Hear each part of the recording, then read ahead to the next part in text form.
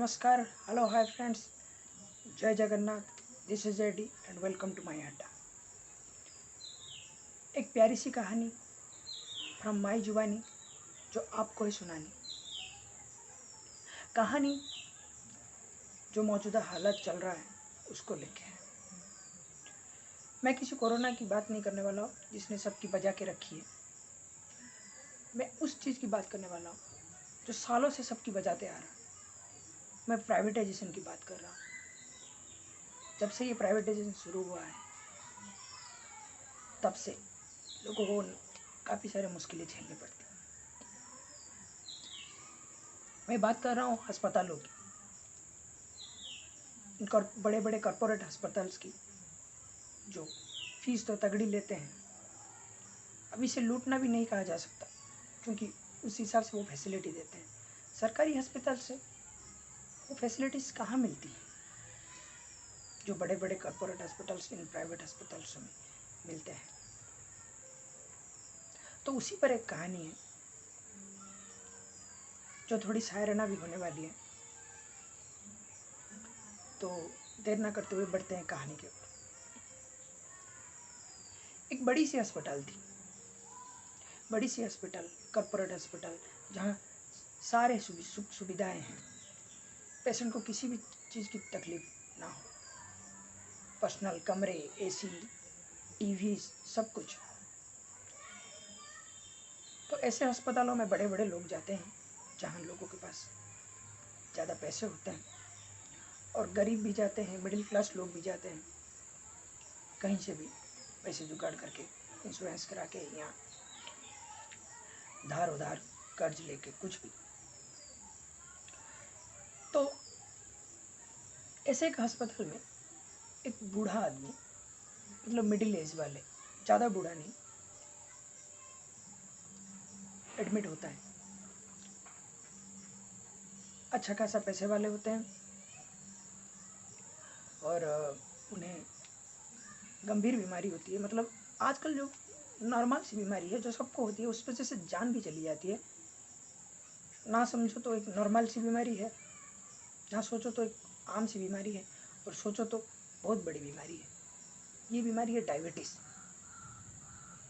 मैंने खुद अपने छोटे दादाजी को देखा है, डायबिटीज़ से उनकी हालत क्या हुई थी। डायबिटीज़ ने उनकी जान ले ली। तो ऐसे ही एक आदमी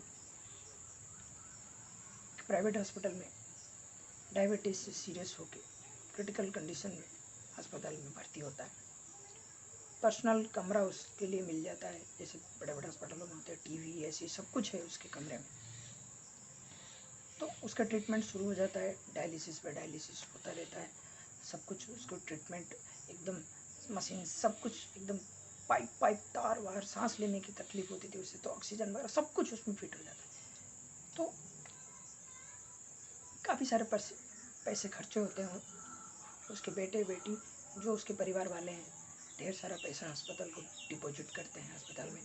तो ऐसे में उसका ट्रीटमेंट चलता रहता है, लेकिन कुछ फ़ायदा नहीं होता, कोई इम्प्रोवाइजेशन नहीं।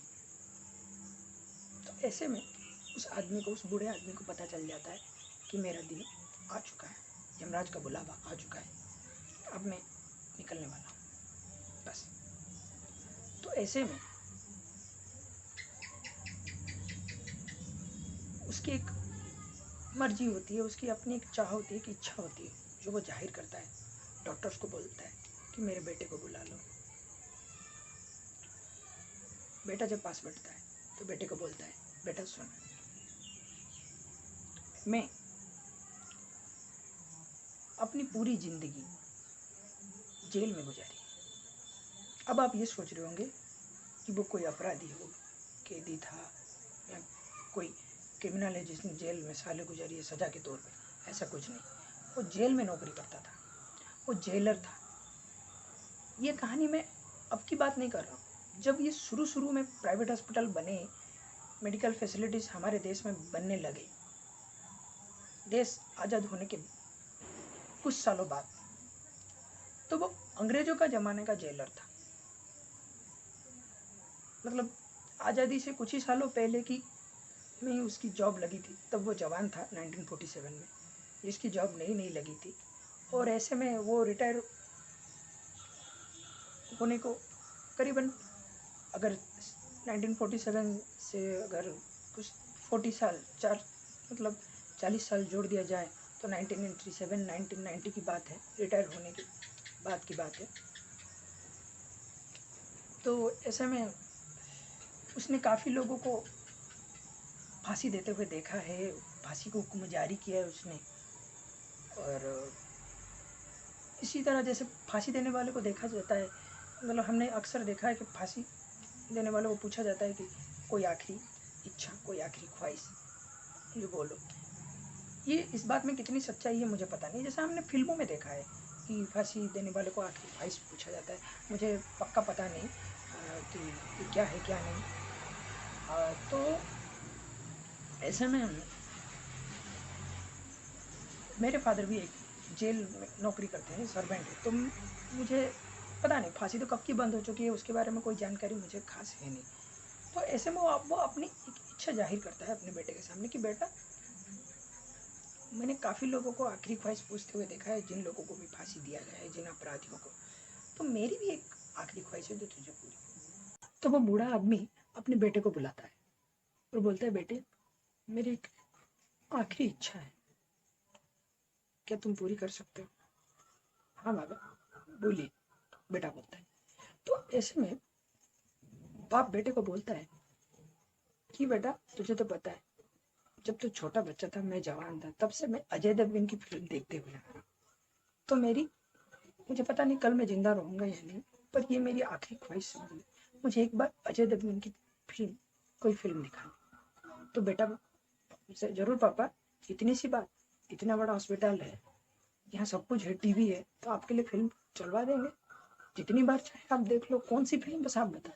बेटा जब मैं यंग था, जब तू छोटा था, तब मैंने एक फिल्म देखी थी दिल वाले। मैं उस दिल वाले को नहीं कह रहा जो आजकल तुम लोगों ने देखा है, वो रोहित शेट्टी की, शाहरुख खान की। मैं उस दिल वाले की बात कर रहा हूँ जिसे हमने देखा है, जो हमारे जमाने की कहानी है। तो बेटा बोलता है, जरूर पापा, इसमें कौन सी बड़ी बात। तो वो दिल वाले फिल्म चला लाकर चला देता है। तो जो पिताजी है, जो बाप है, वो बड़े चाहों से देखते हैं फिल्म को, एक नहीं 2-3 बार देखते हैं, जितने दिन तक थे। ऐसे में डॉक्टर ट्रीटमेंट के लिए आते हैं और फिल्म चलता रहता है। तो उसी वक्त फिल्म का जो सीन आपने जरूर देखा होगा, उसमें एक डायलॉग जो अजय देवगन जी बोलते हैं कि हमें तो अपनों ने लूटा, गैरों में कहाँ दम था। हमें तो अपनों ने लूटा, गैरों में कहाँ दम था। अपनी कश्ती तो वहां डूबी जहाँ पानी कम था।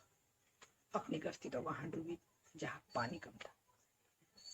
तो ये सीन चलता रहता है और बाप बड़ी चाहों से दिखता था। डॉक्टर ट्रीटमेंट के लिए आते हैं और पूछते हैं कि कैसे हैं आप, कैसी तबीयत लग रही है, कुछ नहीं होगा आपको, ऐसी झूठी दिलासा देते हैं।